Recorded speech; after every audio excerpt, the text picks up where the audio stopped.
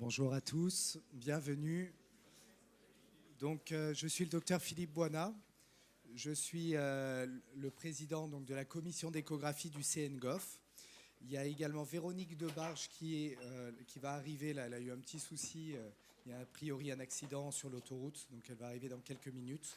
Juste pour vous dire que cette année, pour la première fois, on a voulu réunir les deux commissions du collège, donc celle d'échographie et celle de médecine fœtale, dans le but de faire un programme commun et d'allier vraiment les deux notions, à la fois pratique et donc échographique, et ensuite toute la culture qui en découle au niveau anténatal. Donc avec nos deux orateurs, vous les connaissez tous, Mona Massoud qui va avoir justement cet aspect plutôt vraiment échographique et pratique, et ensuite on va avoir la chance d'avoir toute la culture de Jean-Marie Joannick qui pourra nous faire une synthèse. Et grâce à nos modérateurs également, on va pouvoir ensuite faire une sorte de table ronde et pouvoir discuter tous ensemble sur cette question du dépistage des cardiopathies fœtales au premier trimestre. Vous savez qu'avec les nouvelles technologies, nos nouvelles sondes, les nouveaux appareils, les nouvelles recommandations, il y a eu des évolutions au premier trimestre. Il y a des avantages, il y a des inconvénients. On va voir un petit peu tout ça ensemble. Et en tout cas, merci à tous d'être présents parmi nous. Merci. Merci beaucoup, Philippe. On a la joie avec Anne-Sophie effectivement de modérer cette session. On s'est mis d'accord avec les orateurs et on vous proposait qu'il y ait une discussion commune à l'issue des deux topos, sauf s'il y a une question absolument brûlante à Mona tout de suite après la fin de son topo, mais ça nous semblait plus dynamique. Donc notez vos questions. Et donc on commence par donner la parole à Mona Massoud, qui est gynécologue obstétricien avec qui j'ai la joie de travailler à Lyon et qui s'intéresse depuis très longtemps à l'échographie cardiaque fœtale au premier trimestre. Mona, on te laisse la parole. Merci beaucoup Jérôme, merci à tous et aux organisateurs de m'avoir invité pour discuter de ce sujet qui me tient beaucoup à cœur. Donc la présentation, elle est... Je clique dessus. Oui. Donc je vais vous parler des cardiopathies qu'on peut dépister au premier trimestre. Commençons par le début. Enfin, le sujet aujourd'hui est vraiment plus que jamais d'actualité, le dépistage de ces cardiopathies du premier trimestre, puisque traditionnellement et historiquement, on avait l'habitude d'explorer le cœur plutôt au deuxième trimestre, ou parfois de manière un tout petit peu plus précoce, entre 16 et 18 semaines d'aménorrhée.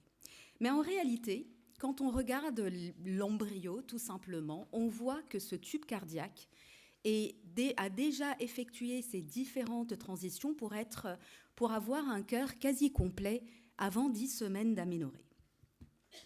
Et cette question de l'exploration du cœur fœtal au premier trimestre a déjà été abordée, mais dès la première publication date de 1998 dans Lancet, publiée par Julienne Carvalho, qui est cardiologue à Londres, avec Yves Ville, qui déjà... Ils se sont intéressés à l'examen du cœur au premier trimestre. Alors, ne me demandez pas qu'est-ce qu'ils ont vu là. C'est exactement comme ça qu'ils ont regardé avec une sonde basse fréquence de 5 MHz, mais quand même, ils ont proposé à des patientes qui étaient à haut risque de cardiopathie congénitale de leur faire cette échographie au premier trimestre, donc entre 12 et 14 semaines. Et en regardant... le cœur en vérifiant le situs, en faisant une coupe 4 cavités et une coupe de l'éjection en mode 2D et en couleur. Et ils ont exploré 15 fœtus et il n'y a que 4 examens qui ont été incomplets dans ces conditions que vous voyez devant vous. Et au final, leur objectif était atteint parce qu'ils ont quand même pu dépister une grande partie des cardiopathies congénitales sévères et surtout, ils ont pu rassurer des patientes dont l'examen était déjà normal au premier trimestre. Donc ça, c'est en 98. Et quand on fait un peu le tour du monde, parce que depuis plusieurs équipes dans le monde s'intéressent à l'examen du cœur au premier trimestre, au point où en 2022, une méta-analyse a été publiée colligeant 63 études, plus de 325 000 fœtus explorés, dans le but de comprendre quelles sont les raisons et comment on pouvait améliorer la détection des cardiopathies au premier trimestre et quelle était la fiabilité de cette détection, de cet examen du cœur au premier trimestre. Donc ils ont remarqué, en divisant toujours les populations en populations à bas risque et populations à haut risque, que la sensibilité de cet examen dans une population à bas risque était à peu près plus de la moitié des cas, 55%, et dans des populations à haut risque, une sensibilité plutôt de 67%, et que surtout, le plus intéressant, c'est que plus de 63% des cardiopathies congénitales sévères ont été diagnostiquées au premier trimestre dans les populations à bas risque, et environ 80% des cardiopathies complexes et sévères ont été diagnostiquées au premier trimestre dans les populations à haut risque. Alors, comment on peut améliorer encore plus cette détection des malformations, puisque dans ces études, ils ont colligé un nombre très important d'études qui ont été faites en routine, en diagnostic, avec des protocoles d'examen parfois limités, parfois étendus. Donc, pour pouvoir améliorer le taux de détection de ces malformations cardiaques, ils ont montré qu'il y avait un réel intérêt à proposer un protocole d'examen bien défini et le fait de rajouter à la coupe 4 cavités en mode 2D le mode couleur pour explorer l'éjection et rajouter une coupe pour explorer les voies d'éjection, améliorer la détection des cardiopathie. En contrepartie, il y a des gens qui ne souhaitent pas utiliser le Doppler couleur au premier trimestre et essayent de voir comment on peut faire un examen complet du cœur sans avoir à allumer le Doppler, puisqu'ils émettent quelques réserves sur le caractère nocif de ce Doppler, bien que ce caractère a bien été étudié et il semble quand même très faible avec les Doppler couleur. Mais bon. Et donc une équipe espagnole publie un papier assez récent, datant de 2019, qui montre un taux de détection des cardiopathies assez élevé, même en explorant le cœur par voie suspubienne, avec un protocole qui propose l'examen de la coupe 4 cavités et une coupe de l'éjection. Et vous voyez, la résolution n'est pas très importante, mais quand même, on peut avoir de l'information et on peut faire de l'analyse sémiologique à partir de ces deux images. Et on améliore le taux de détection à plus de 89%. Ici, si on utilise la sonde endovaginale, ce qui nous permet de nous affranchir du BMI de la patiente et surtout de la LCC, c'est-à-dire de la précocité de l'âge gestationnel. Donc on a fait à peu près un tour d'horizon de ce qui se passe dans le monde avec cette méta-analyse. Et puis si on revient en France, où depuis toujours on n'a pas de protocole, on n'a pas de recommandation nationale qui nous dit qu'il fallait explorer le cœur au premier trimestre. Donc, l'exploration de cœur a été réalisée par certaines équipes, mais dans le cadre du diagnostic, chez des patientes à haut risque, et notamment l'équipe de Jean-Marie, avec Jonathan et surtout Laurent Fermont, avait instauré déjà une consultation diagnostique d'écho-cœur pour les patientes à haut risque, en leur proposant un examen complet, tel qu'on examine le cœur au deuxième trimestre ou à 16-18 semaines, pour essayer de voir le taux de dépistage de ces cardiopathies. Et de la même manière, ils ont pu faire le diagnostic de cardiopathie sévère et moins sévère chez ces patientes à haut risque. Mais le plus important, c'est qu'ils ont surtout rassuré plus de 90% des patientes qui avaient un examen normal, qui est resté normal par la suite, chez ces patientes qui ont un risque accru de cardiopathie et qui sont d'emblée très inquiètes et qu'on a pu rassurer à 12 semaines plutôt qu'à 16-18 semaines. Donc, si on revient à notre question principale, qui est quelle cardiopathie peut-on dépister ? Bon, si je vous remets le tableau de la méta-analyse de Karim, eh bien, beaucoup de choses. Beaucoup de choses. Un taux de détection de plus de 60% pour toutes les cardiopathie univentriculaires, les cardiopathies complètes. On peut même dépister des tétralogies de Fallot, des transpositions des gros vaisseaux, mais je dirais que ce n'est pas ça qui est important. Pour moi, qu'est-ce qu'on peut dépister au premier trimestre ? Ça passe par la compréhension de pourquoi cet examen du premier trimestre est difficile. Eh bien, cet article de l'équipe de Palladini qui vient d'être publié depuis cet été, où l'équipe a travaillé sur les faux négatifs de l'examen du premier trimestre. Ils ont cherché à comprendre pourquoi les opérateurs pouvaient passer à côté d'une cardiopathie au premier trimestre, alors que dans leur équipe, ils ont l'habitude de faire cet examen depuis très longtemps, parce qu'ils ont pu colliger des datas de plus de 7 ans, plus de 7000 examens. Pareil, toujours dans des populations à bas risque et une population à haut risque. Et on voit que dans la population à haut risque, où ils proposaient un examen qui est assez limité, une coupe 4 cavités, une coupe 3 vaisseaux, en ajoutant le Doppler couleur au mode 2D, ils avaient une sensibilité de l'ordre de 54%, qui est déjà très bien parce qu'elle est inhérente à la prévalence des cardiopathies dans cette population à bas risque. Dans la population à haut risque, ils montent la sensibilité à 98%, certes parce qu'ils ont l'expertise, mais aussi parce qu'ils ont un protocole d'examen qui est beaucoup plus complet, plus étendu. Ils essayent de comprendre pourquoi ils sont passés à côté de certains examens qui étaient de certains diagnostics de cardiopathie. Eh bien, 3 critères ont été mis en évidence. De 1, le manque d'expertise, une erreur humaine et le manque d'expertise de l'opérateur, c'est-à-dire que le cliché, il le réalise, il n'est pas normal, mais il ne fait pas attention. Il ne comprend pas que la coupe n'est pas normale. On lui demande de faire une coupe de l'admission, il voit que ce n'est pas tout à fait normal, mais il ne percute pas. Donc ça, c'est le manque d'expérience. En deuxième position, comme vous le voyez ici, eh bien, c'est le mauvais réglage de la machine. Donc, quand on a une machine qui est mal réglée avec un gain très important, nous ne pouvons pas analyser correctement une coupe du cœur au premier trimestre. Et puis, en troisième position, les conditions locales. C'est sûr, en cas de BMI très important, en cas de grossesse très précoce, forcément, on est en difficulté pour cet examen.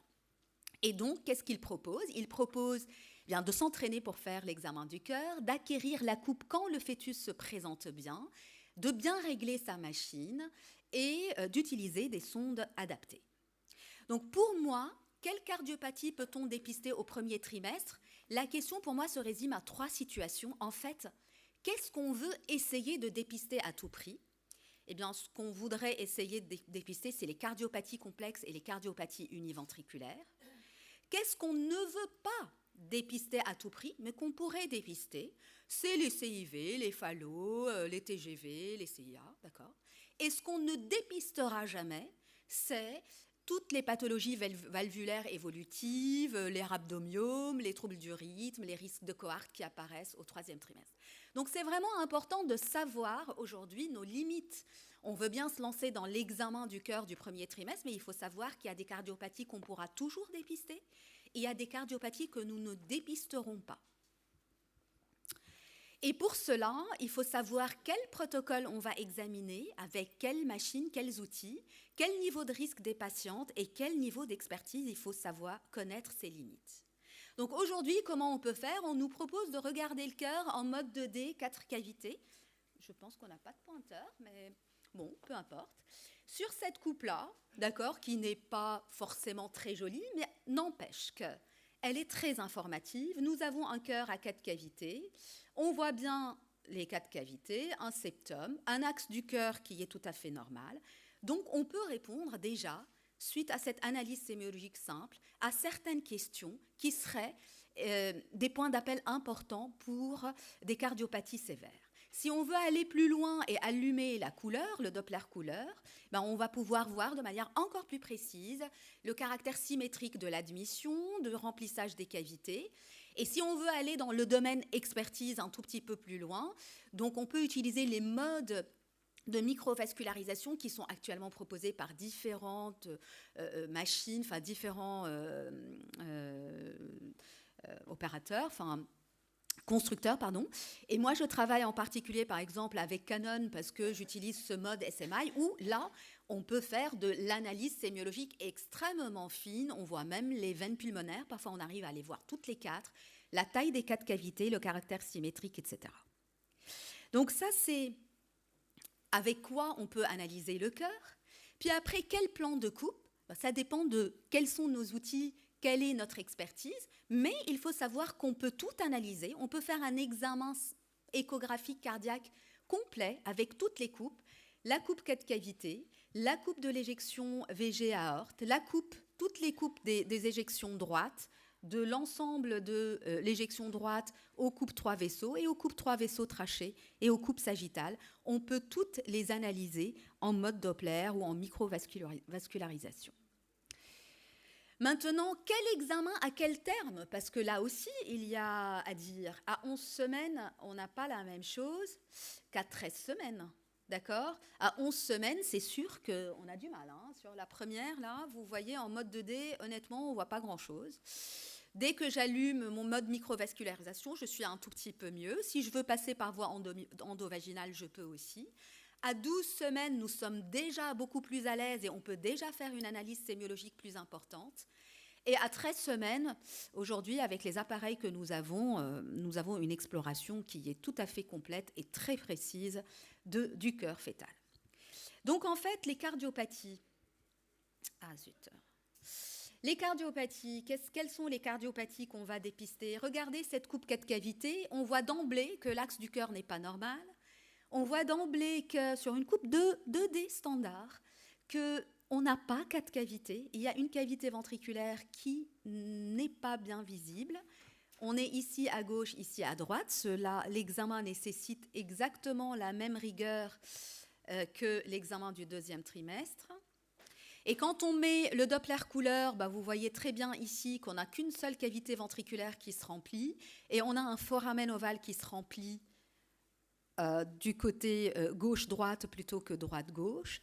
Et sur la coupe des deux vaisseaux trachés, vous voyez que l'aorte, elle est toute petite, hypoplasique et circule en rétrograde. Et là, on est dans le cadre d'une atrésie mitrale qu'on a pu dépister au premier trimestre. Par la suite, là aussi, vous avez une asymétrie sur la coupe 2D, une asymétrie des cavités ventriculaires qu'on voit très bien en mode 2D, donc on peut faire en dépistage. On voit que le cœur n'est pas symétrique. On peut adresser cette patiente et à ce moment-là, on va voir que le remplissage des cavités est totalement asymétrique. Et quand on regarde la coupe de l'éjection, on voit que l'aorte, elle se remplit. Elle se remplit, elle est toujours... On a un flux à l'intérieur de l'aorte. Il est antérograde, mais il est très hypoplasique. Donc là, on est dans une forme d'hypoplasie du cœur gauche sans atrésie mitrale ou aortique. Une patiente qui est adressée pour e-drops, vous voyez bien, sur la coupe 4 cavités, il y a quelque chose qui ne va pas du tout. Ici, on a les ventricules, on a une oreillette qui est beaucoup plus volumineuse. Quand on regarde le sens du flux, on voit qu'il y a une fuite qui est très importante au niveau de la tricuspide, que cette fuite, elle s'amorce au niveau de l'apex, ce qui veut dire que la valve tricuspide, elle est déjetée vers l'apex du cœur, et c'est une maladie d'Epstein. Là encore, des jumeaux adressés pour un hygroma coli. Et puis sur l'examen du cœur du deuxième jumeau, on voit une asymétrie des cavités cardiaques. On n'arrive pas à en dire beaucoup plus sur une coupe 2D. Très bien, on adresse. Et puis là, quand on fait notre mode, on remplit notre cœur avec un mode de microvascularisation qui est très résolutif et très sensible. On se rend compte qu'on a un gros vaisseau. On a une CIV, un gros vaisseau qui sort à cheval de ces cavités ventriculaires. Sur une coupe de l'éjection, on voit qu'il y a bien un tronc de l'artère pulmonaire, un canal artériel de taille normale. Vous voyez toute l'éjection droite qui semble bien. Une aorte hypoplasique. Et sur la coupe sagittale des deux crosses, on voit une aorte qui circule en rétrograde. C'est une rupture de l'arche aortique. Donc, faire des diagnostics, et là, c'est le dernier cas. La patiente est adressée parce que le cœur a une position inhabituelle dans le thorax. À part la hernie diaphragmatique, on confirme que le cœur est déjeté vers la paroi thoracique avec une énorme CIV qui est ici entre les deux cavités, entre les deux ventricules, avec un seul vaisseau qu'on voit. En mettant... Hop, zut... j'ai pas le... Oh zut.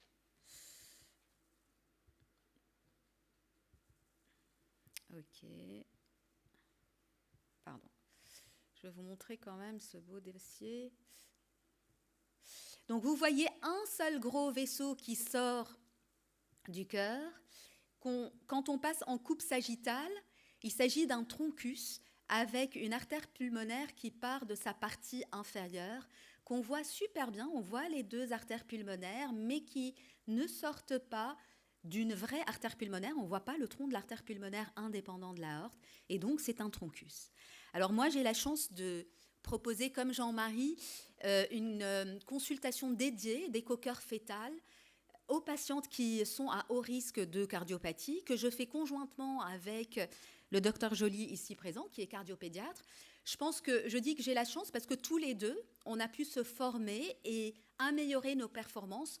Moi, en cardiologie, lui, en exploration du fœtus à 12 semaines. Et au final, on arrive à voir les patientes en un temps, faire un examen, faire un diagnostic et discuter du pronostic quand on le peut. Parce que la difficulté, c'est que parfois, on dit aux parents qu'il faut attendre encore un tout petit peu pour préciser le pronostic. Mais quand on dit aux parents que l'examen est normal, dans la majorité des cas, plus de 99% des cas, l'examen sera normal. Mais quand il est anormal, parfois on est capable de donner le diagnostic et parfois on attend 2-3 semaines et on est capable de préciser le diagnostic et donc le pronostic. Des variantes de la normale, bah oui. L'écueil, c'est que de temps à autre, puisqu'on va regarder le cœur, on va être amené à voir des choses, des isomérismes, des situs inversus, des petits épanchements autour du cœur. Mais quand on peut adresser les patientes à des cardiopédiatres qui peuvent faire un examen complet, on va pouvoir rassurer les parents, et ce, de manière très rapide. Donc, hop. Pourquoi j'arrive plus? Hop. J'ai juste une dia avant la conclusion. Non. Donc au final, finalement, le fait de mettre aujourd'hui en France des recommandations où on nous demande de regarder le cœur fœtal en mode 2D à l'écho du premier trimestre, ben moi, ça me semble être, au vu des données de la littérature, un minimum requis pour nous en France, si avancé en médecine fœtale. Et cette coupe 4 cavités, qui est de réalisation simple, mais quand même, il va falloir un temps d'apprentissage, un temps de compréhension en fait de cette coupe. Ça va nous permettre de détecter les cardiopathies univentriculaires et les cardiopathies sévères. Si on n'arrive pas à la faire ou on n'arrive pas à avoir une coupe bien résolutive, on peut ajouter le Doppler couleur sur la coupe d'admission et une coupe 3 vaisseaux. Et vous avez vu que ces deux plans de coupe avec la couleur, c'est un minimum, c'est l'examen minimum qui est réalisé dans plein de pays. Et ces deux coupes vont nous permettre d'aller encore plus loin dans l'examen du cœur. On sait le faire. On a déjà fait une étude en France qui a montré que la faisabilité de ces deux coupes en population générale avec le Collège français d'échographie fœtale et Edwin Quarello. Donc, il nous faut du temps pour apprendre, mais on doit se détendre, on sait le faire. En conclusion, est-ce que l'examen du cœur est faisable? Mais bien sûr qu'il est faisable, avec un taux de détection des cardiopathies qui est très important, allant de 65 à 90%. Cependant, je pense qu'il est important de savoir quelle patiente est devant nous. Il faut savoir que l'examen du cœur nécessite qu'on interroge les patientes, mais il me semble que c'est ce qu'on fait pour toutes les patientes qu'on voit. On essaye de comprendre si elles sont à bas risque ou à haut risque. Et on ne va pas avoir le même protocole pour les patientes à bas et à haut risque. Et avec ces nouvelles recommandations, on va pouvoir dépister des cardiopathies complexes univentriculaires. Dans les populations à haut risque, on pourra proposer des protocoles étendus afin surtout de rassurer la majorité des patientes et augmenter le taux de détection des cardiopathies. Et puis, le quid de tout ça, c'est la formation des cardiopédiatres en France, parce qu'il n'y a pas tant de cardiopédiatres qui sont formés à faire de l'écho-cœur T1, mais tout comme nous tous, il faut un temps d'adaptation, un temps de formation, et bien sûr qu'on va y arriver comme tous les opérateurs du monde entier. Merci beaucoup.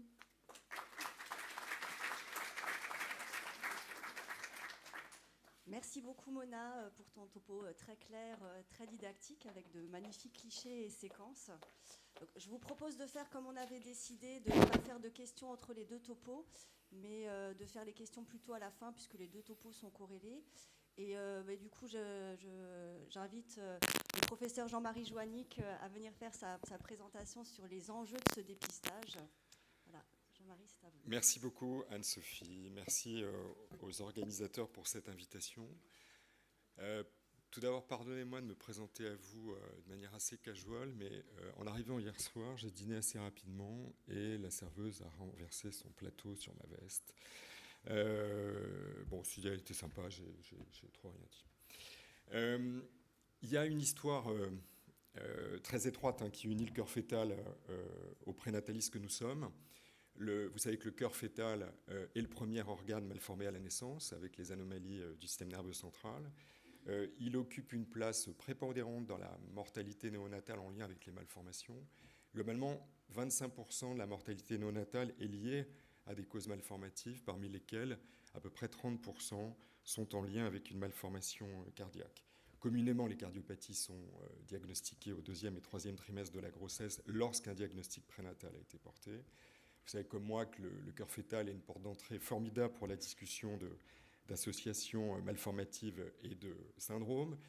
D'ailleurs, dans ces syndromes, c'est souvent la cardiopathie qui va emporter le diagnostic, en dehors des syndromes associés à un risque important de déficience intellectuelle. Pour les formes curables, l'analyse du cœur fœtal va permettre de définir le type de cardiopathie et la structure dans laquelle on va organiser la naissance de l'enfant, avec parfois une prise en charge qui pourra débuter de manière spécifique et curatrice dès la salle de naissance. Et puis bien sûr, pour les cardiopathies complexes ou univentriculaires, pour lesquelles la proposition thérapeutique ne pourra être que palliative, la possibilité d'un choix pour les femmes, pour les couples, d'une interruption médicale de la grossesse. Un petit flash à propos du dépistage prénatal des cardiopathies en France. Je pense que c'est important de se replacer dans ce contexte-là. L'étude EpiCard, qui avait été pilotée par le registre parisien des malformations congénitales, dont vous connaissez les résultats, c'est une étude qui a plusieurs années maintenant, mais qui reste d'actualité. Vous savez que le taux de détection prénatale des malformations ne bouge plus beaucoup depuis à peu près 5 ans, un peu plus de 5 ans dans notre pays. EpiCard était une étude en population pour Paris et région parisienne, avec ce qui était intéressant, un recueil de tous les cas de cardiopathie diagnostiqués pendant la grossesse, quelle que soit son issue, c'est-à-dire qu'on prenait en compte les morts in utero, les IMG, les naissances vivantes, bien sûr. Il y avait un suivi grâce à un réseau auprès des cardiopédiatres et des pédiatres d'Île-de-France, un suivi qui était fait jusqu'à l'âge d'1 an, c'est-à-dire qu'on enregistrait aussi les cas de cardiopathie jusqu'à l'âge de 1 an.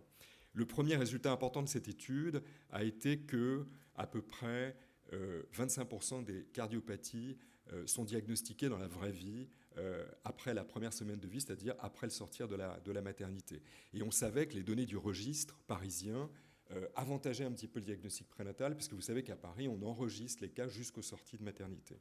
Donc cette étude est venue conforter cela. Le taux de dépistage prénatal global pour les cardiopathies hors petite communication interventriculaire, je dis bien, était de 40%. Ce qui avait créé un petit peu d'effroi à Paris, mais aussi en région. Il y avait beaucoup de collègues qui nous avaient contactés en disant « mais c'est complètement discordant avec les données du registre ». Et en fait, on avait expliqué que ça représentait l'ensemble des cardiopathies, et ça incluait des cardiopathies dont certaines sont totalement inaccessibles au diagnostic prénatal, bon, les sténoses supravalvulaires aortiques, et des cardiopathies qui n'influencent pas du tout le devenir périnatal. Et d'ailleurs, quand on s'intéressait aux cardiopathies classiques, c'est-à-dire celles pour lesquelles il y a un vrai challenge à faire le diagnostic prénatal, les cœurs univentriculaires dont on a parlé, la transpo, tétralogie de Fallot, coarctation, etc., on retrouvait les chiffres habituels. Vous voyez des taux de détection prénatale qui sont assez exceptionnels et avec des résultats qui sont absolument inégalés dans le reste du monde. Et puis, on est en train de travailler avec le registre sur la contribution de l'échographie du 3e trimestre au dépistage prénatal des malformations, au sens large, et on devrait pouvoir assez rapidement vous présenter ces résultats, mais en tout cas, je vous livre la primeur pour le cœur fœtal, 25%, c'est-à-dire qu'un quart des cardiopathies diagnostiquées en prénatal le sont au cours du 3e trimestre de la grossesse. Mona l'a rappelé, on sait depuis le début des années 90 d'ailleurs qu'il est possible d'examiner le cœur fœtal par échographie à la fin du 1er trimestre. Mona l'a rappelé, je crois qu'on a été une des premières équipes dans le France à mettre en place cette cardiopathie, cet écho du cœur fœtal au premier trimestre dans la population à risque accru, grâce au soutien. Mais enfin, il a fallu aussi beaucoup convaincre Laurent Fermont de faire cela avec nous. Et je suis d'accord avec Mona, c'est à nous aussi de prendre par la main nos collègues cardiopédiatres. Et puis Mona l'a rappelé, la contribution du CFEF pour cette étude de faisabilité en population. Alors d'abord, place de l'échographie du cœur fœtal au premier trimestre pour le groupe à risque accru. J'ai envie de dire que ce n'est plus un débat. La présentation de Mona est absolument convaincante. C'est quoi le groupe à risque accru? C'est les patients présentant un antécédent d'apparenté au premier degré avec malformation cardiaque, les pathologies maternelles antérieures à la grossesse, diabète mal équilibré, n'oubliez pas la phénylcétonurie, l'exposition à certains médicaments. Et puis ce groupe à risque accru s'est vu considérablement enrichir par la politique de dépistage prénatal de la trisomie 21 à la mesure de la nuque au premier trimestre, avec le travail princeps du groupe de Kypros Nicolaides il y a une quinzaine d'années maintenant, qui a parfaitement démontré le lien entre une épaisseur anormale de la nuque au premier trimestre et le risque plus tard dans la grossesse ou après de découvrir une cardiopathie, avec une sensibilité de cette mesure de nuque pour les nuques supérieures au 99e percentile qui était 40% dans cette série princeps, c'est-à-dire énorme. Malheureusement, ces chiffres n'ont jamais pu être produits en population et comme d'autres, nous avons pu démontrer que la sensibilité de la nuque pour le dépistage des cardiopathies était inférieure. Mais retenez que pour une nuque supérieure au 99e percentile, c'est-à-dire peu ou prou 3,5 mm au premier trimestre, vous avez une probabilité derrière d'avoir une cardiopathie qui est de l'ordre de 10%, c'est-à-dire que c'est un rendement qui est très largement supérieur, par exemple, aux apparentés au premier degré. Donc ça, c'est pour le groupe à risque accru. Clairement, pour moi, il y a une place à vérifier l'anatomie du cœur fœtal à la fin du premier trimestre. Et Mona l'a rappelé, une des justifications les plus fortes, c'est le fait que cette échographie est associée à une excellente valeur prédictive négative, c'est-à-dire que vous avez la possibilité, plus tôt dans la grossesse, de rassurer les femmes, donc c'est vraiment un bénéfice. Le malheur, c'est que ce groupe à risque accru représente à peu près 10% des cardiopathies qui vont être diagnostiquées en prénatal. Ça veut dire que l'immense majorité des diagnostics vont être issus de la population à bas risque. Donc on rentre maintenant et on bascule sur la place, et on va discuter ensemble la place de l'écho-cœur au premier trimestre en population générale. Je vous ai reproduit ici une revue d'opinion qui a été publiée très récemment, l'année dernière, dans la revue blanche anglaise, dans UOG. Et je vous ai extrait un passage de cette revue d'opinion avec des auteurs qui nous disent que la détection prénatale au premier trimestre des cardiopathies a beaucoup d'avantages. On peut faire un diagnostic génétique précoce. Ça permet une prise de décision sur le fait de poursuivre ou pas la grossesse précoce pour les gens. Ça laisse le temps aux parents à s'acculturer à la malformation, à se projeter dans la prise en charge. Et puis enfin, et c'est vrai, là-dessus je crois qu'il y a un consensus complet, quand c'est normal, on peut rassurer avec une très bonne valeur prédictive négative.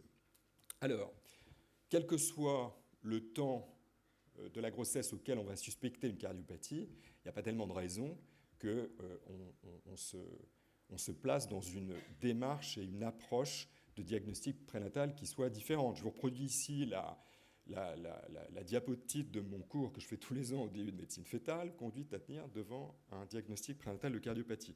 Suspicion impose une confirmation diagnostique par un opérateur expérimenté, très souvent un cardiopédiatre, mais pas toujours. Il y a dans notre communauté de gynécologues obstétriciens des gens qui connaissent très très bien le cœur fœtal. Donc le type de cardiopathie, parce que derrière la discussion pronostique, est-ce qu'on va pouvoir engager le nouveau-né dans une prise en charge biventriculaire ou pas? Est-ce que cette anomalie cardiaque est associée ou non à des anomalies extracardiaques, puisque je rappelle le lien très fort du cœur fœtal avec d'autres anomalies, le pronostic, l'organisation de la naissance, la place de l'IMG pour les cardiopathies complexes et les cœurs fonctionnellement univentriculaires, et puis dans toutes les situations où une interruption médicale de la grossesse va être organisée, convaincre les parents, recueillir le consentement de la femme pour la réalisation d'un examen post-mortem, parce que derrière, nous avons en charge et nous sommes responsables du conseil génétique pour les grossesses ultérieures. Alors, on va discuter ensemble, mais ça, c'est pour alimenter le débat qu'on va avoir et la discussion qu'on va avoir. Quelles pourraient être, ou quelles sont, les limites à l'examen du cœur fœtal dans la population à bas risque, c'est-à-dire un examen systématique du cœur fœtal au premier trimestre. Alors d'abord, la question de savoir si c'est isolé ou non, ce n'est pas tellement la question la plus problématique, parce que on sait à la fin du premier trimestre proposer les tests génétiques adéquats par une biopsie de trophoblaste. On sait dès la fin du premier trimestre, 14 semaines, et un petit peu plus tard, commencer à faire un premier examen morphologique. C'est déjà ce qu'on fait quand on a une nuque épaisse à la fin du premier trimestre. On vérifie le karyotype fœtal et on programme vers 16-18 un premier temps d'examen morphologique. Donc j'ai envie de dire que ça ne pose pas énormément de problèmes, même si il faut garder à l'esprit le fait que certaines anomalies extracardiaques potentiellement détectables pourront l'être en deuxième partie de gestation. Je pense notamment aux anomalies cérébrales, mais il y en a d'autres. La deuxième problématique que je souhaiterais qu'on discute ensemble, c'est la précision sur notre capacité à définir le type de cardiopathie et donc derrière le conseil pronostic qui va aller avec. Alors, Mona l'a très bien dit avec beaucoup d'humilité, il y a des choses qu'on va savoir faire avec un peu d'entraînement de manière assez confiante. On sait faire un diagnostic d'hypovégé dans une forme complexe à la fin du premier trimestre avec atrésie mitrale, atrésie aortique. On va être moins à l'aise pour les cardiopathies gauche obstructives dont Mona a rappelé le caractère évolutif pendant la grossesse. On ne va pas être très bon pour ce qui est suspicion de cohorte parce que c'est deuxième partie de gestation. Mona nous l'a dit, je suis complètement d'accord avec elle. Donc vous voyez, cette notion d'évolutivité est importante. Moi, je me souviens, il n'y a pas si longtemps, il y a 10-15 ans, on se plantait parce qu'on disait il y a un déséquilibre de taille des cavités ventriculaires à 5 mois, c'est normal, il y a un sinus coronaire dilaté. Vous avez eu l'impression que c'était un CAV, en fait c'est un faux CAV qui est lié à un sinus coronaire dilaté. Il y a un petit déséquilibre de taille des cavités ventriculaires aux dépens des cavités gauches, mais c'est pas grave, on va engager ce bébé dans un programme de prise en charge biventriculaire, et puis on répétait les échos, puis on se rendait compte que le jeu de la mitrale devenait tout à fait anormal, et que ce petit ventricule gauche restait très petit, ne grandissait pas, et donc la probabilité de l'impossibilité d'engager l'enfant vers une prise en charge biventriculaire, ça menuisait et ça nous a amené à discuter d'interruption un peu plus tardive. C'est-à-dire qu'on a appris de ces examens répétés l'histoire naturelle des cardiopathies et nous l'avons appris, alors je vais le dire de manière assez provocative, mais en fait on l'a fait de concert avec les cardiopédiatres qui se sont intéressés au cœur fœtal. Mais je crois que nous, obstétriciens, prénatalistes, avons également beaucoup appris aux cardiopédiatres, l'inverse étant vrai, bien évidemment. Deuxième limite qui concerne la précision, c'est dans le cas où une interruption médicale de la grossesse va être organisée, quel qu'en soit le terme, de la possibilité de pouvoir réaliser un examen anatomique du cœur fœtal.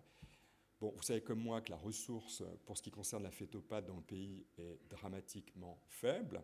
Lorsque, il y a 15 ans, on a mis en place cette consulte du premier trimestre, on avait la chance que Lucille Houyel vienne avec nous disséquer des cas d'hypovégé à 15 semaines. Et oui, on peut faire la confirmation par un examen fœtopathe d'une atrésie mitrale, d'une atrésie aortique, c'est-à-dire d'un hypovégé dans une forme complète, mais cette ressource n'est pas accessible partout. Et je dois vous dire que, de manière tout à fait honnête, actuellement à Trousseau, je n'ai pas la ressource qui me permettrait ces temps de dissection pour des IMG très précoces. Je ne saurais pas faire, je n'ai pas la ressource. C'est un point très important à avoir à l'esprit. Ensuite, et ça découle de ce que je viens de discuter, il faut toujours examiner la concordance des diagnostics. Parce que, de manière un petit peu inconsciente, on considère que le cœur fœtal fait partie des organes pour lesquels on est super fort en prénatal, on ne se trompe jamais. Parce que comme il y a une vision très mécanique, on regarde les oreillettes, on regarde les ventricules, on regarde les gros vaisseaux, on pense que c'est très systématique et qu'on ne se trompe jamais. Eh bien, ça n'est pas vrai. Et je vous cite ici deux papiers de la littérature, alors qui, eux, examinent un peu la qualité du diagnostic prénatal de deuxième partie de gestation. Hein. Le premier papier de Myriam Ben-Selmlahi émane du groupe de Necker, à l'époque où tous les pionniers du cœur fœtal étaient encore aux manettes. Hein. Laurent Fermont, Jérôme Lebidois, c'est-à-dire champion du monde. Hein. Et dans cette série, sur plus de 600 cas de cardiopathie avec un diagnostic prénatal, une modification du diagnostic en postnatal jusqu'à 15% des cas. Alors, dans à peu près la moitié des cas, ce n'est pas très grave, parce qu'on a rajouté une petite chose qui ne modifie pas ce qu'on avait prévu pour la prise en charge postnatale. Mais dans à peu près 5 à 8% des cas dans la littérature, quand on compare pré et post, on parle de deux situations différentes qui vont conduire à une modification significative du programme de prise en charge postnatale qui avait été prévu. Et ça marche dans les deux sens. J'éclaire mon propos. Ça veut dire qu'on dira il y a toutes les chances qu'on puisse ne faire que du palliatif parce qu'on n'aura qu'un cœur fonctionnellement univentriculaire et finalement on va dilater une valve, on va voir un ventricule qui va reprendre un volume et une fonction convenable et finalement on va pouvoir partir sur quelque chose de biventriculaire et à l'inverse, on va espérer une prise en charge biventriculaire et malheureusement elle ne sera pas possible et bien sûr le pronostic en est extrêmement changé. Ce point est très important. Alors, toujours pour alimenter la discussion qu'on va avoir ensemble après, dans les argumentaires qui plaident en faveur d'introduire cet examen systématique du cœur fœtal au premier trimestre, et puis d'une manière générale de déplacer un peu l'âge gestationnel moyen diagnostic des malformations vers le premier trimestre, et ça arrive toujours en tête du hit parade, c'est dire pour les formes sévères avec demande d'interruption médicale de la grossesse, moins d'impact psychologique pour les femmes.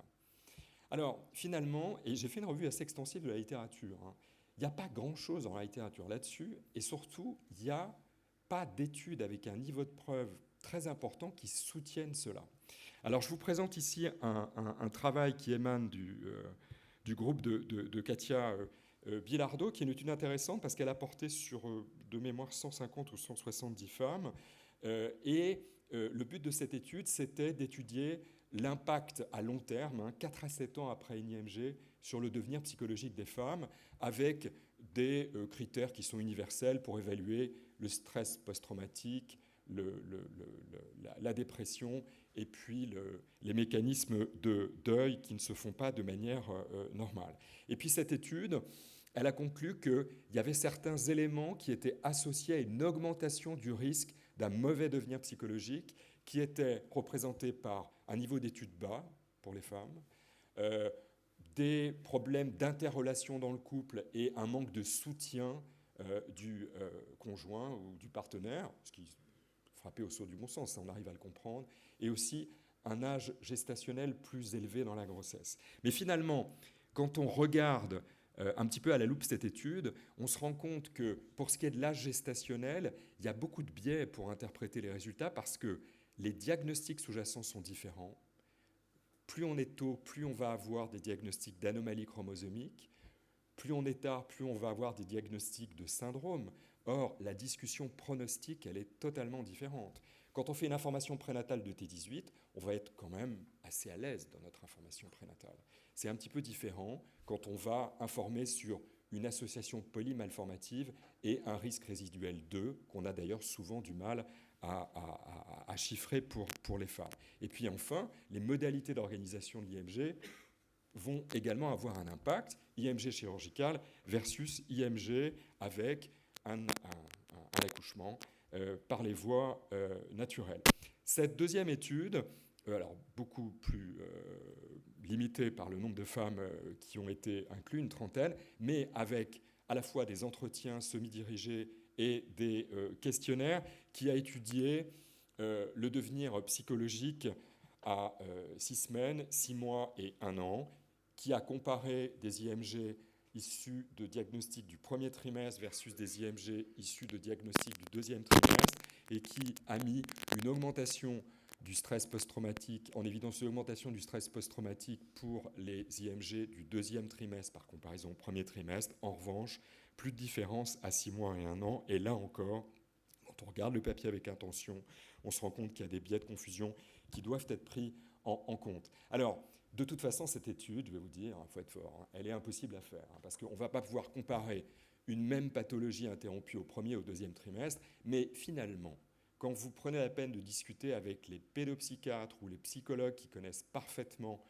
le deuil périnatal et qui accompagnent les patientes et les couples dans ce parcours, ils disent, bah oui, pour nous c'est évident parce que ça va dépendre de l'histoire des gens, ça va dépendre des émotions, ça va dépendre de l'état émotionnel dans lequel se trouve la patiente. Vous savez qu'on est dans la période de la phase dite narcissique de la grossesse où les femmes retirent un plaisir seulement du fait de se dire je suis enceinte et je vais avoir un bébé, ne se projette pas encore dans la matérialisation de l'enfant à naître, et puis l'évolution du psychisme au cours de la grossesse, il est différent d'une femme à une autre. Donc non, je ne crois pas que tendre vers des interruptions plus précoces soit associée à un meilleur devenir psychologique des femmes. C'est ma position, je suis tout à fait prête à la défendre au cours de la discussion. Et puis en guise de conclusion, mais je pense que ça va aussi alimenter la discussion, je vous présente les résultats du groupe de Jan Marek, qui est un cardiopédiatre qui est très très engagé dans le cœur fœtal depuis très longtemps, qui est tchèque d'origine, qui s'est formé au CICID au Canada, qui a fait un passage ensuite aux États-Unis et qui maintenant a en charge la clinique de cœur fœtal à Great Ormond Street à Londres, mais il a gardé une position académique à Prague. Alors cette étude, elle est intéressante parce qu'elle a été menée en Bohême-Moravie, c'est-à-dire, on est sur la terre d'Herzbourg, là, et la Moravie, c'est donc cette région de la République tchèque qui est au sud-est et dont la capitale administrative est Brno. Et Marek est originaire de Brno et a monté la clinique là-bas. Et il y a une organisation régionale qui fait que dès qu'il y a une suspicion d'anomalie du cœur fœtal, toutes les patientes sont référées dans un centre unique. Donc c'est un peu une étude en population, avec certaines limites, mais ça revient un petit peu à ça. Jan Marek a été fortement promoteur de l'augmentation du dépistage prénatal et cardiopathie en République tchèque, et il a beaucoup promu également l'examen systématique du cœur fœtal à la fin du premier trimestre. Ce ne sont que les gynécologues obstétriciens qui font les échographies de dépistage dans ce pays. Introduction de cette politique bien avant nous, en 2003. Comme dans tous les pays, il faut le temps de chauffe, comme a dit Mona, le temps d'explication, d'apprentissage, que les collègues soient à l'aise pour s'approprier ce dépistage.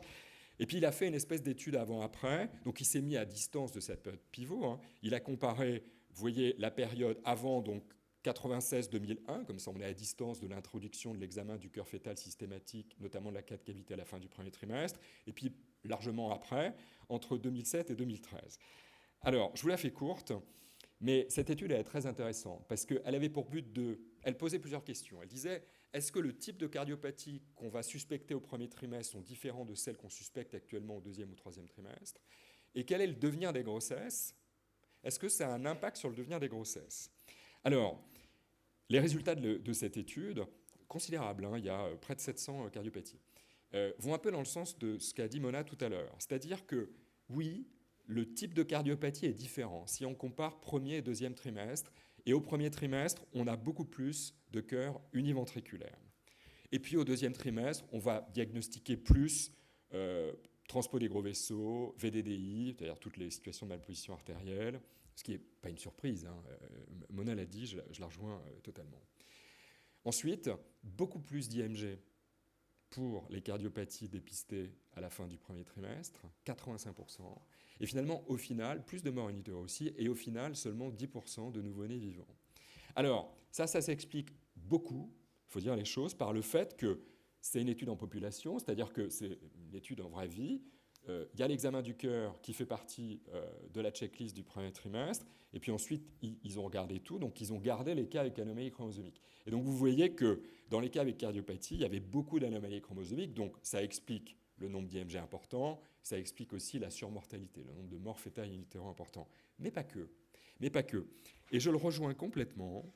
La crainte de Marek, c'est de dire peut-être qu'il y a des cœurs qui sont en apparence fonctionnellement univentriculaires à la fin du premier trimestre, qui ne sont pas d'authentiques cœurs univentriculaires, qui sont interrompus. C'est un peu la crainte qu'on a tous, pour dire les choses. Donc je pense qu'il faut qu'on soit raisonnable, puis il faut se préparer à l'évaluer.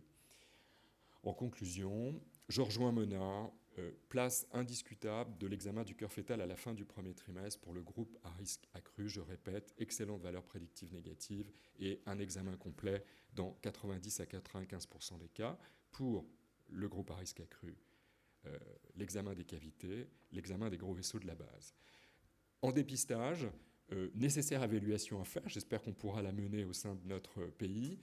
Oui, on peut faire le diagnostic de cardiopathie complexe et de cardiopathie univentriculaire fixée à la fin du premier trimestre, mais vigilance extrême sur la précision des diagnostics. Et puis, il faut aussi, quand on réfléchit à une politique nationale, il faut aussi se projeter dans les ressources. J'ai évoqué la problématique de la ressource pour la fœtopathologie dans notre pays qui concerne le sujet du jour.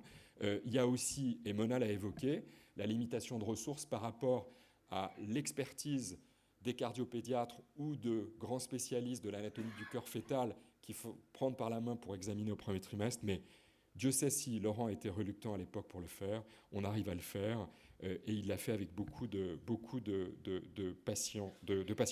Et puis enfin, cette question là un peu sempiternelle d'une moindre morbidité pour des interruptions médicales de la grossesse plus précoces, je crois que c'est quelque chose qu'il faudra également étudier de manière précise et rigoureuse. Je vous remercie de votre attention.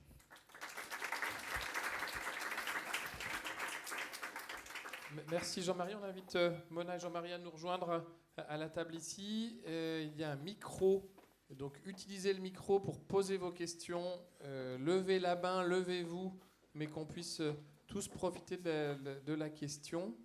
Y a-t-il d'abord des questions dans la salle pour débuter à nos deux orateurs? Moi, en attendant que vous posiez une question, j'en ai une sur le...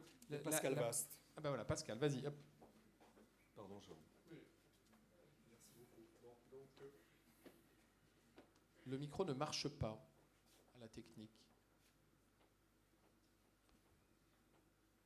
Je vais parler fort.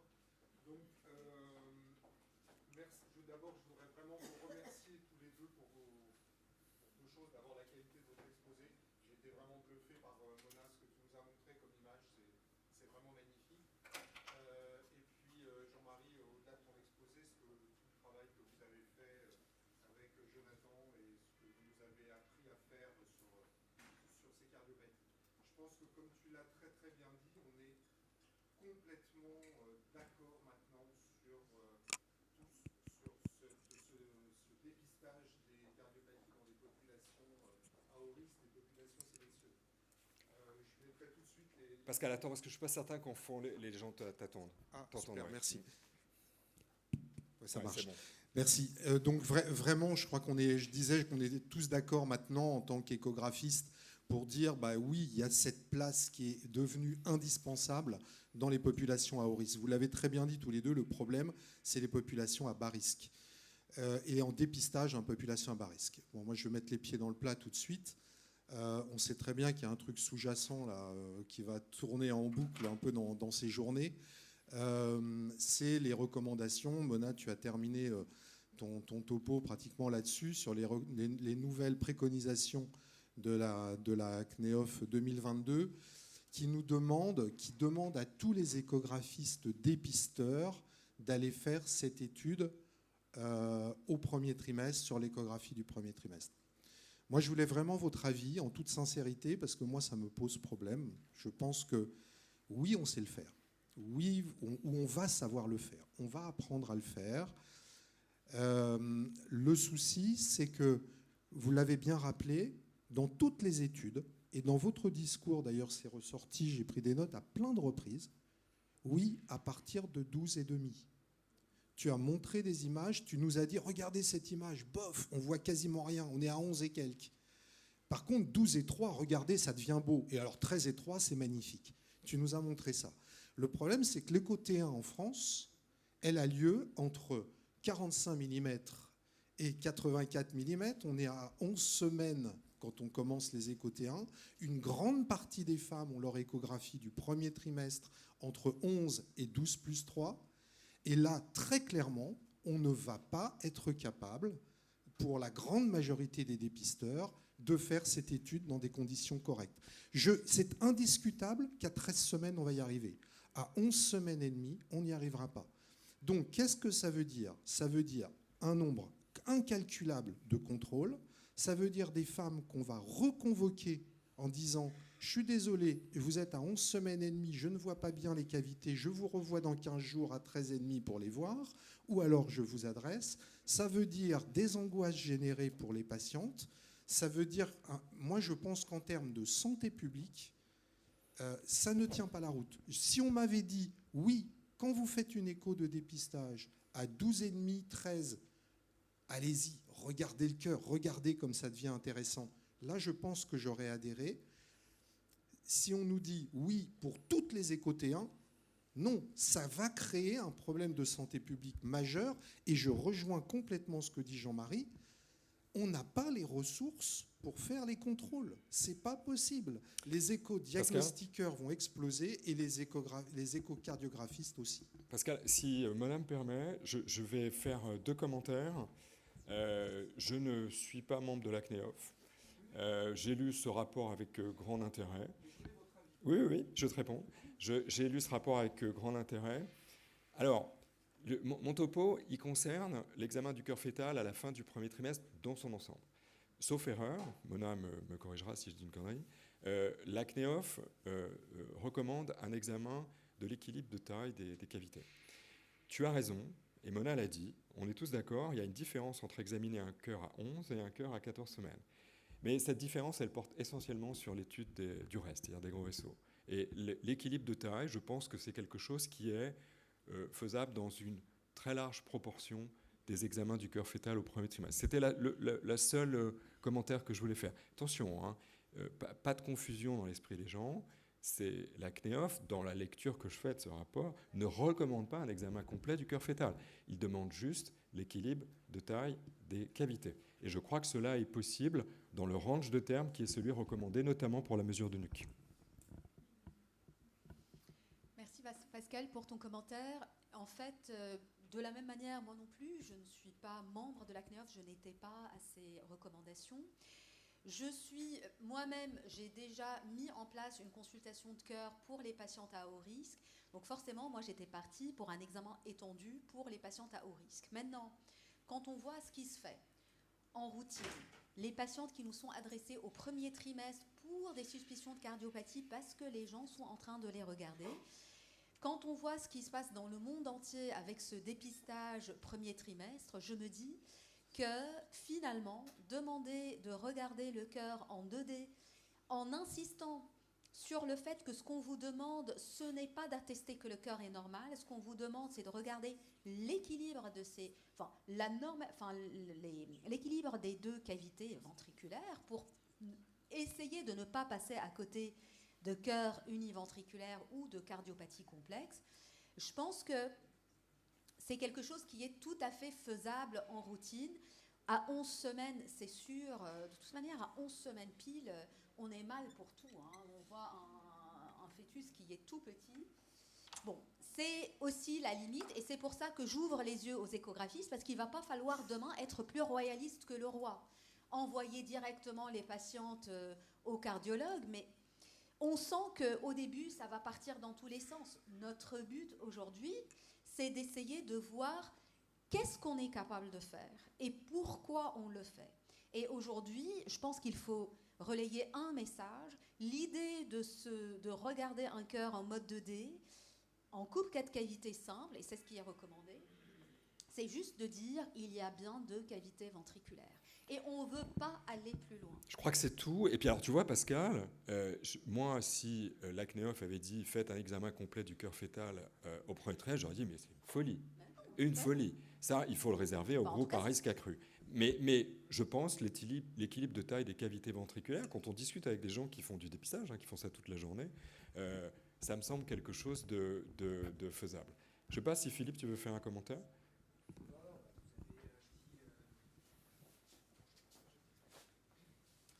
Là, je crois que vous avez exposé toute la problématique. moi aussi, il y a une notion qu'on n'a pas abordée. C'est vrai qu'on parle de l'équilibre des 4 cavités, mais il y a ces examens complémentaires qu'on doit faire quand on ne la voit pas avec la couleur. Et pour le coup, là, on a la sortie des vaisseaux qui apparaissent. Donc c'est vrai que ça peut être un petit peu difficile de comprendre. De ce que j'ai compris, c'est ils n'ont pas demandé les coupes d'éjection droite ou gauche. Ils ont demandé une coupe 3 vaisseaux trachés, c'est-à-dire les 2 crosses et la trachée. Et quand on regarde cette coupe des crosses et de la trachée, elle ne va pas vraiment te permettre de regarder le septum, les CIV, etc. On va regarder la taille et le sens du flux. Et c'est tout simplement un complément par rapport à l'équilibre des cavités ventriculaires. C'est ce que j'ai déduit. En tout cas, quand je vois... Moi, si je veux faire un examen complet, je ne vais pas faire juste une coupe 3 vaisseaux trachés. Je vais faire toute l'éjection droite, toute l'éjection gauche et la coupe 3 vaisseaux. Donc pour moi, ça reste un examen qui n'est pas un examen complet. Et l'aide du Doppler, c'est sûr, si on veut faire c'est pour essayer de dire, bon, mettez le Doppler, réglez votre machine et vous allez être assuré, s'il y a 2 cavités ventriculaires, elles vont se remplir. Et puis, point, on a répondu à la question. On ne va pas plus loin. C'est tout ce qui est demandé. Madame? Bonjour. Ah, Gwenaëlle, pardon.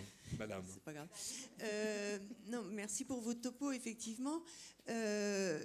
Moi, ce que je retiens, c'est qu'effectivement, la valeur... voilà, on dit le cœur est normal, ça rassure. Dans ce sens-là, c'est ultra positif pour les patientes. Tu l'as dit, Jean-Marie, finalement, le pronostic est extrêmement difficile à établir. On va dire, il n'y a pas d'équilibre des cavités, mais peut-être que les choses vont évoluer dans le temps. Pour vous, finalement, si on voit un cœur avec un déséquilibre des cavités au premier trimestre, bien sûr, ça va être hyper anxiogène pour les patients, parce qu'en plus, bon, le cœur, tout de suite, c'est quand même une symbolique. Et puis, ça peut effectivement jouer énormément sur le pronostic.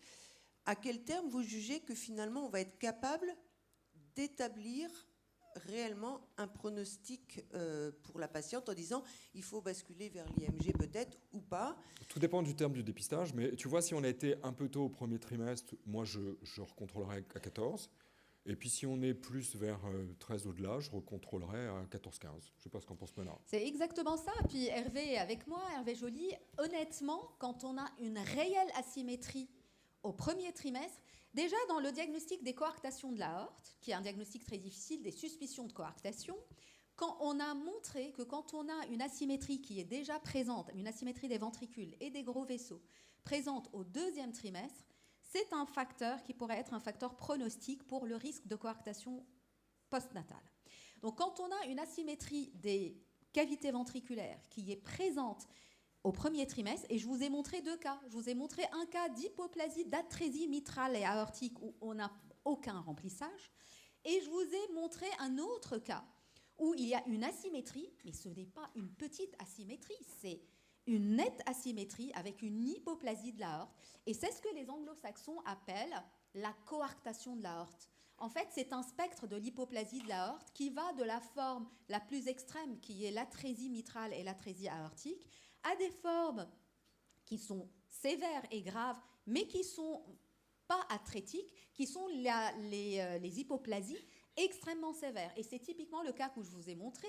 On a à peine un remplissage, il faut mettre la couleur, il faut mettre la microvascularisation pour voir le passage. On a une aorte qui circule en antérograde, et puis 2 semaines plus tard, on ne voit plus rien. Je ne vois pas comment on peut être rassurant sur une cardiopathie comme ça à 14 semaines. Avec Hervé, au début, parce qu'il faut être honnête avec vous, ce n'est pas du jour au lendemain qu'on a réussi à faire des diagnostics précis, etc. C'est vrai qu'au début, quand un cœur est normal, c'est très facile. En 2 secondes, on a plié l'affaire, le cœur est normal, on a tout fait. Parce qu'on a l'habitude, parce qu'on scanne beaucoup. Quand il n'est pas normal, l'axe est différent, on ne sait plus. Là, on s'est entraîné, on fait un diagnostic. 1 semaine plus tard, on voit déjà le cœur grossir un peu, ça nous réconforte. Et au bout de 2-3 semaines, je dirais, enfin Hervé me contredira, mais s'il le faut, au bout de 2-3 semaines, on a une idée quand même très claire sur l'orientation du pronostic de cette cardiopathie. Donc, je pense quand même qu'il est difficile de dire on ne va pas passer de tout va très mal à tout va très bien. C'est un peu comme tout. Il y a des formes où on va être dans des situations pour des parents qui veulent tenter une chance de réparation où il faut attendre 2-3 semaines pour donner des explications plus précises. Mais c'est un peu comme dans tout un tas d'autres organes que nous examinons qui nécessitent qu'on attende 2-3 semaines pour aller plus loin, pour mieux comprendre ce qui se passe. Mais quand même, dans la grande majorité des cas, quand on ne voit plus rien, le cardiologue, si on regarde ensemble, enfin, je veux dire, quand on a une cardiopathie complexe qui souvent est associée à une anomalie chromosomique, je pense qu'on ne gagne pas non plus grand-chose à beaucoup attendre. Ça permet de rappeler pour ceux qui restent toutes les sessions du congrès et demain aussi qu'il y aura une journée demain matin à 8h30, je crois, je fais un petit peu de pub pour les copains, aussi sur le cœur fœtal avec le CFEF, où vous retrouverez Mona également, et Hervé Joly et Magali Verrier. Donc si vous voulez approfondir les choses, demain 8h30, je n'ai pas la salle, mais vous le trouverez sur votre petit plan sur l'application. Y a-t-il d'autres questions dans la salle ? Oui. Oui, moi j'avais une remarque. Je vous remercie tous les deux pour vos topos. Je pense qu'on est tous d'accord pour dire que le diagnostic, on peut progresser, anticiper sur l'âge gestationnel, qu'on peut probablement améliorer aussi le dépistage au premier trimestre. La question, vous le savez bien, hein, c'est le caractère opposable et c'est le parcours de soins en région. Donc c'est trop précipité. Et on a besoin de se mettre autour d'une table avec les cardiopédiatres pour voir ce qui est possible pour 100% des patientes, 100% des échographistes et toutes les régions en France.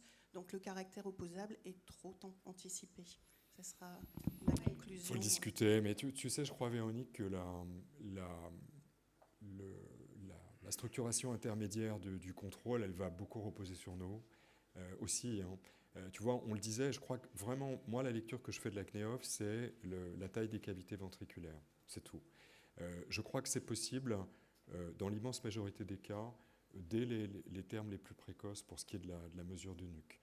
Et puis, Gwenaëlle a posé la question, si on a un doute sur cet équilibre, on le recontrôle selon ce qu'on a proposé avec Mona, on était d'accord là-dessus. Et ce recontrôle, il va reposer sur nous, je pense aussi c'est bien le problème. Les dépisteurs eux-mêmes. Mais tu sais, je crois, je te rejoins parce que ce qui est problématique, c'est qu'il y a eu une espèce de... On est dans une période où il y a une espèce de quelque chose qui est tombé d'extrêmement lourd et qui paraît complètement figé. Souviens-toi, tu te souviens du CNTE que présidait M. Lansac. À l'époque, je ne sais pas si tu te souviens des débats plus qu'agités sur le cœur fœtal, parce qu'il fallait choisir ce qu'on voulait prioriser pour le cœur fœtal, avec le choix de la coupe petit axe, que plus personne ne contesterait maintenant. Et ça a été le pugilat. Comment vous mettez la coupe petit axe, il n'y a même pas la coupe VGA, oh, c'est du n'importe quoi. Enfin bref, et ça a conduit à un taux de dépistage des transpos qui est inégalé dans le monde. Il n'est pas de 100%. Moi, je suis expert depuis 15 ans, maintenant 12 ans. J'ai eu plein de dossiers de pas de diagnostic de transpo, c'est une faute. Je dis, non, parce que regardez... même dans les meilleures régions du monde, le taux de dépistage prénatal des transpos est de 80%. Il n'est pas de 100%. Donc ça n'est pas une faute.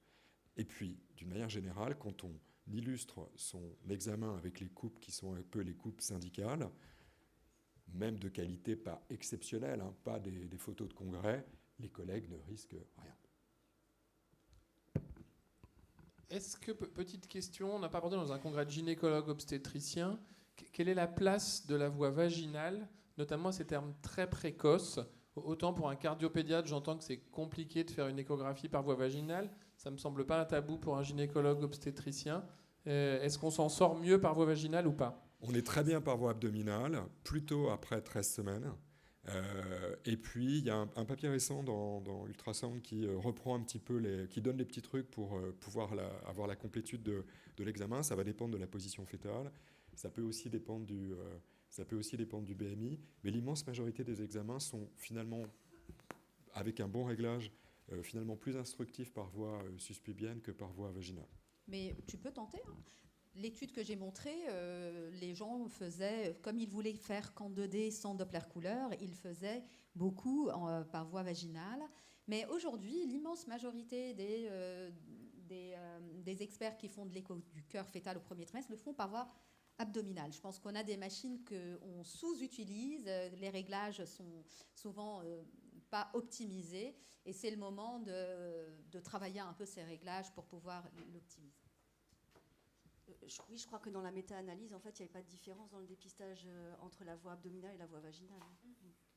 Par rapport au dépistage des cardiopathies, juste je reviens sur les histoires de termes.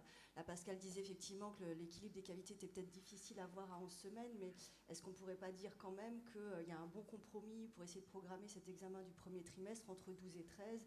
C'est un bon compromis entre la valeur de la nuque et puis la valeur de l'examen morphologique. Vraiment, à 12-13 semaines, c'est... Anne-Sophie, je vais te dire une chose. De toute façon, comme on va finir par faire, j'espère, discuter de la place du DPNI à un autre moment de la grossesse, on va enfin revenir à un temps d'échographie du premier trimestre qui sera un temps vraiment morphologique. Donc ce sera réglé.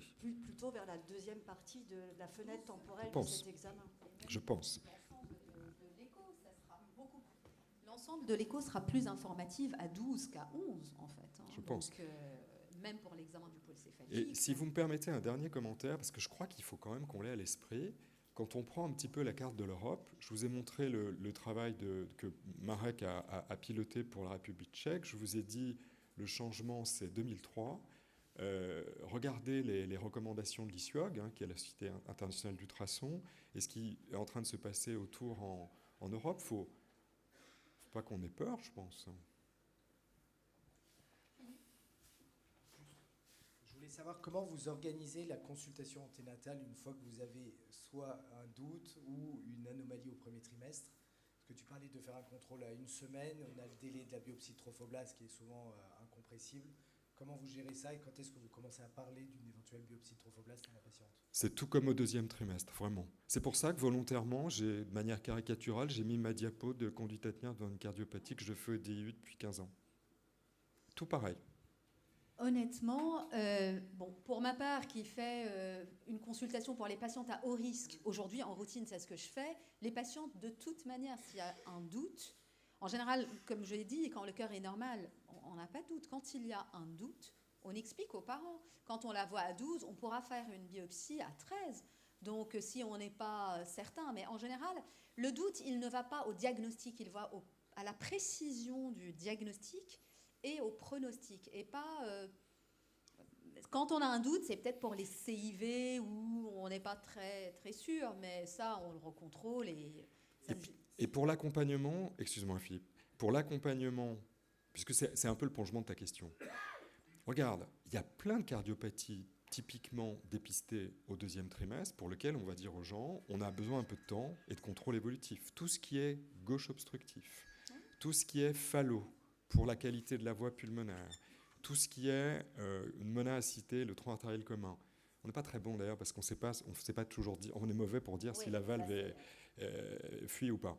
Mais il y a plein de cardiopathies où on va dire, on va contrôler, affiner un petit peu les choses. Donc, on ne va pas passer de quelque chose où, au deuxième trimestre, on sait tout dire avec précision, sans se tromper, un parcours hyper simple. C'est pas très, très différent. Et tu sais bien qu'au deuxième trimestre, on est à l'aise parce qu'on a la myosynthèse. Et on sait qu'on pourra la faire. Là, il y a quand même l'histoire de la biopsie trophoblaste.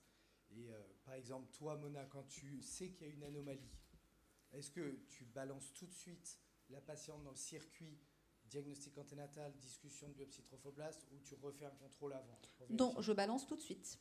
Chez une patiente à risque, je discute avec elle et tout de suite, on fait le prélèvement.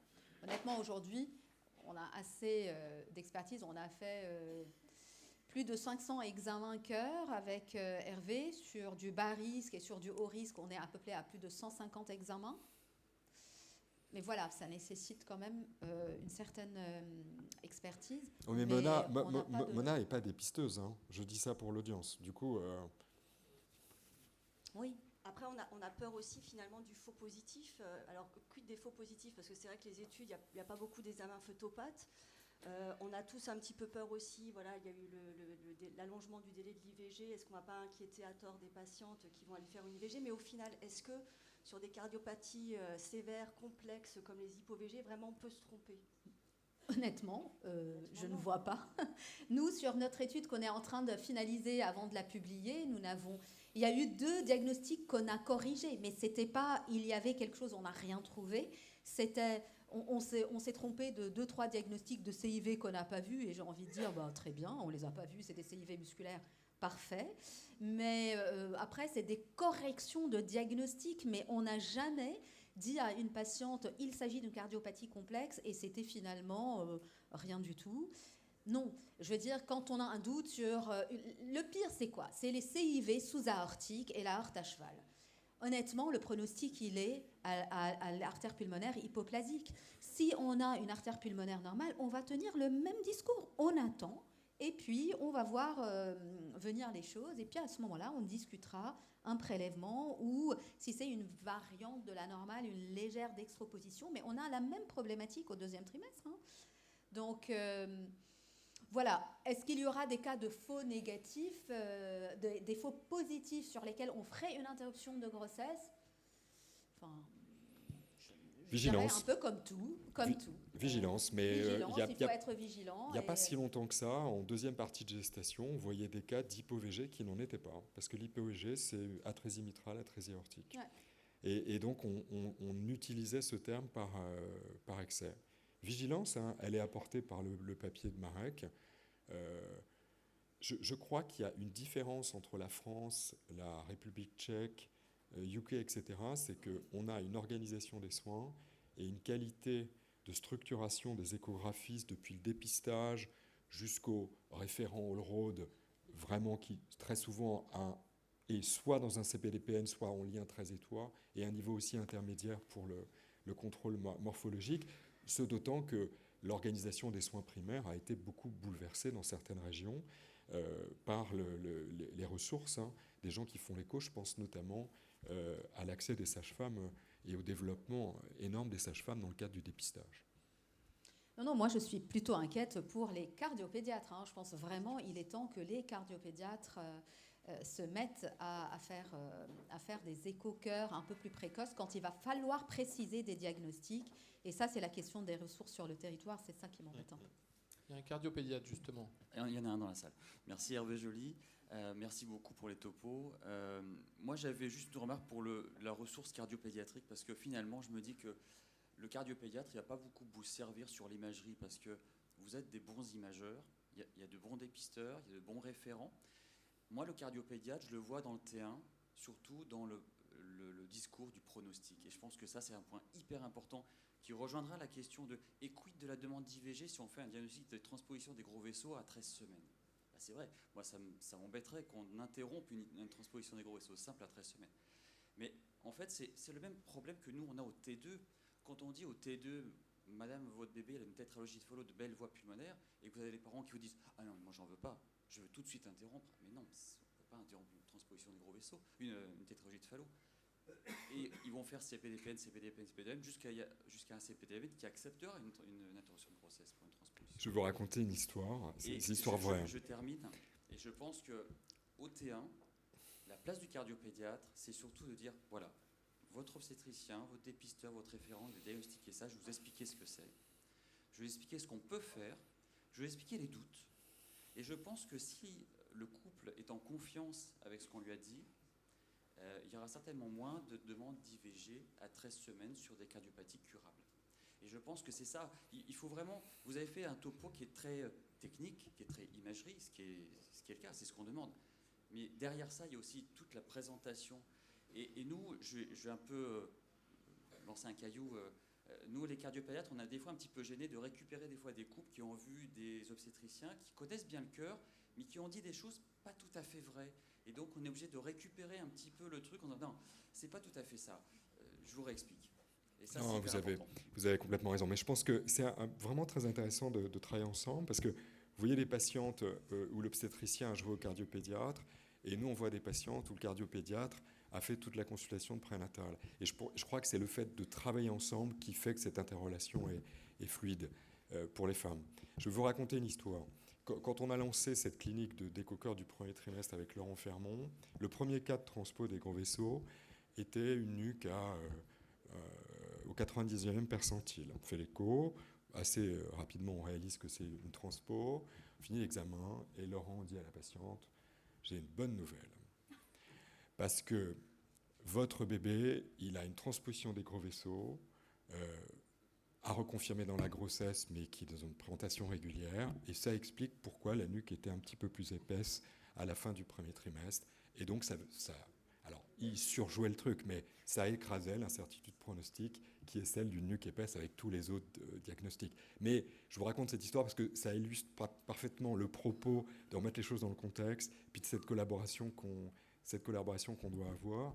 Et puis, alors, vous travaillez avec Mona, mais finalement, tous les cardiopédiatres avec qui on travaille, parce que Laurent, c'était quand même, il était vers la fin de sa carrière, il avait toute l'expérience qu'on lui connaît, et finalement, vous, votre génération, vous posez une sonde sur le ventre d'une femme enceinte à 15 semaines, vous êtes très à l'aise. Hein. On le voit, nous, hein. Je ne sais pas ce que tu en penses, Mona. Vous êtes très à l'aise. Bon, pas forcément tous les cardiopédiatres. Si tu veux, nous à Strasbourg, c'est vrai que bon, quand on réussit à faire voir les patientes vers 16-18 semaines, on est déjà content. Premier trimestre, bon, on peut essayer, mais Mais non, mais nous, ça a été ça au début. Mais c'est une histoire de formation, hein, oui, c'est et sûr, puis de compagnonnage, de travail ensemble. Voilà, absolument. Je pense que là, plus que jamais, il faut travailler au début avec eux. C'est vrai que j'ai le souvenir au début avec Hervé, il posait la sonde un peu haut et moi je lui dis mais non, il faut baisser la sonde. Et maintenant, il est capable de faire des diagnostics de sexe. Presque bientôt, il fera les côtés 1. Donc, et puis moi, j'ai... Et puis finalement, moi, évidemment, j'ai énormément progressé en cardiologie fétale.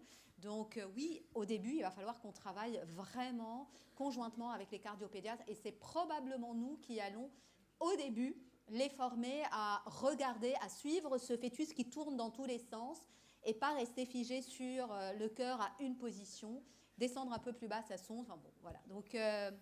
Et puis, l'organisation des soins, elle a changé, parce que, souvenez-vous, moi je me souviens, il y a très très longtemps, à l'époque où Dumez organisait les congrès à Cannes, j'avais fait un topo sur l'examen du cœur fœtal. Et d'ailleurs, je m'étais fait défoncer par Dumez, qui n'était pas tendre, en disant « Mais pourquoi tu dis que l'examen du cœur fœtal, ça doit être nécessairement un cardiopédiatre ?»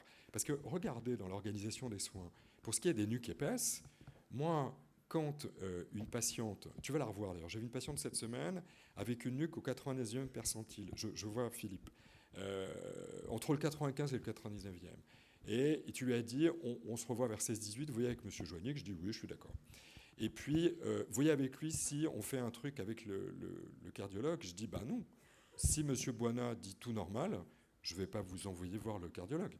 Alors qu'il y a 15 ans, c'est le passage par Laurent Fermont-le-Bidois était quasi obligatoire. Les choses ont complètement évolué. Parce que maintenant, les échographistes de référence, je regarde Pascal, Véronique est dans la salle, Gwenaël, sur ces nuques épaisses du premier trimestre, si vous avez un examen complet du cœur fœtal à 16-22 semaines normales, vous ne référencez pas nécessairement au cardiopédiatre. Et j'espère qu'Hervé est d'accord avec moi. Il y a un certain nombre de situations qui effectivement sont des particularismes locaux, et donc c'est pour ça qu'il y a beaucoup d'émotions autour de la CNEOF, et il ne faudra pas que tout tourne autour de ça, mais qui sont effectivement, ça a été rappelé par Jean-Marie aussi, d'organisation des soins. Ça veut dire que dans nos régions, il faut sans doute voir les forces en présence avec les cardiopédiatres. Vous l'avez dit, tous ne seront pas à l'aise, et tu l'as dit Anne-Sophie, même dans un très gros centre comme Strasbourg, vous avez du mal à descendre, en tout cas. Et nous, c'était le cas aussi au début à Lyon, en fait, Mona l'a rappelé. Alors, tous les collègues cardiologues pédiatres ne sont pas à l'aise avec l'échographie au premier trimestre, mais vous allez être de plus en plus nombreux à le faire, donc il faut arriver à se prendre les uns les autres par la main. Est-ce qu'il y a d'autres questions? Parce qu'on a encore 5 minutes, c'est ça?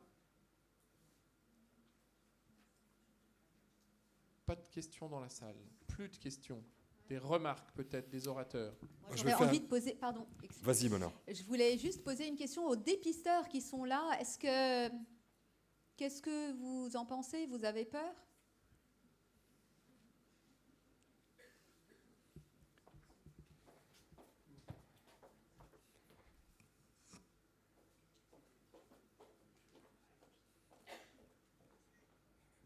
Je voulais juste donner une petite expérience de terrain. Je viens de Belgique, où on pratique le DPNI maintenant en première ligne depuis 2017.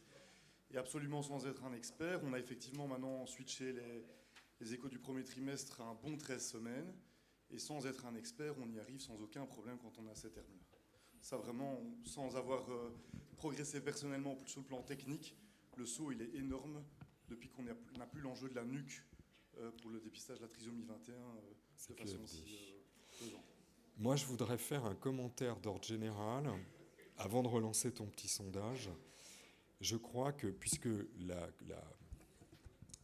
les discussions autour de la CNEOF 2022 là, vont se poursuivre pendant ces 3 jours, je crois qu'on est arrivé à un moment où il s'est passé plein de choses. D'abord, on ne progresse plus du tout dans le taux de détection prénatale des malformations depuis 5 à 10 ans. On l'a démontré par 2 papiers qui étaient d'essence médico-éco, et qui incluaient plusieurs registres régionaux. Je ne sais pas d'ailleurs si c'est un problème, parce que peut-être qu'on est arrivé au max de ce qu'il est capable de faire avec les ressources qui sont les nôtres. Ça, c'est le premier commentaire. Ensuite, le deuxième commentaire, il est lié au fait qu'on voit très très bien que la sociologie de l'exercice sur le territoire a beaucoup changé et est variable d'une région à l'autre. Et puis, je faisais allusion à ça tout à l'heure sur ce qu'on faisait par rapport au cœur fœtal il y a 15 ou 20 ans et ce qu'on fait maintenant avec cette notion de gens qui savent, Ferdinand, toi, très bien examiner le cœur fœtal, et donc on ne va pas tout référencer aux cardiopédiatres qui vont avoir finalement beaucoup d'examens normaux, et on a besoin de cette ressource pour autre chose. Je crois par exemple que la plus grande participation des sages-femmes aux échographies de dépistage font que peut-être qu'il faut qu'on réfléchisse à une organisation du référencement qui soit un petit peu différente. Alors ça ne va pas se faire comme ça. Depuis le dépistage, et pour moi ce sont les gens qui font le plus gros du boulot, le plus difficile, jusqu'à un référencement intermédiaire, des segments mal vus, des conditions d'examen difficiles, etc., et au véritable référencement où je vois plus les organisations des CPDPN avec leur territoire occuper le premier plan. Peut-être qu'on est dans cette phase où il va falloir faire cette réflexion collective. Moi, je crois beaucoup à la notion de structuration et d'organisation des soins à l'échelle du territoire. À nous de faire en sorte que des consignes nationales permettent ces organisations territoriales qui soient différentes d'une région à l'autre, parce que les ressources sont différentes. Et vous voyez, moi je me souviens, je me demande Pascal si c'était pas avec moi ou si c'était Véronique, c'était un de vous deux, quand on était, je ne sais plus où est Véronique, quand on discutait à la HAS sur le contrôle qualité de la nuque. Je crois que c'était Véronique, je ne sais plus si elle est dans la salle. Alors, contrôle qualité, tout le monde se foutait sur la gueule, machin, truc muche. Et je me souviens d'une région en France avec une collègue que j'aime beaucoup qui me dit « Mais moi, si j'ai un échographiste qui est à l'autre bout de ma région, c'est le seul à faire des échos à 50 bornes à la ronde.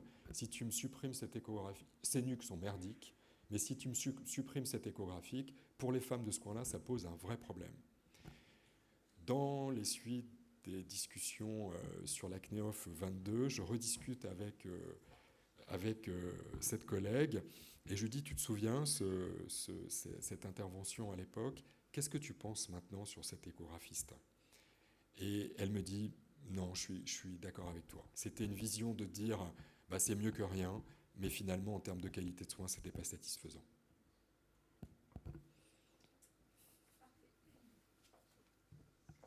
Eh ben, merci beaucoup, c'est une bonne conclusion. Je crois qu'on va s'arrêter là parce que c'est l'heure. On a la pause et puis on reprend à 11h30 pour parler de la mucoviscidose.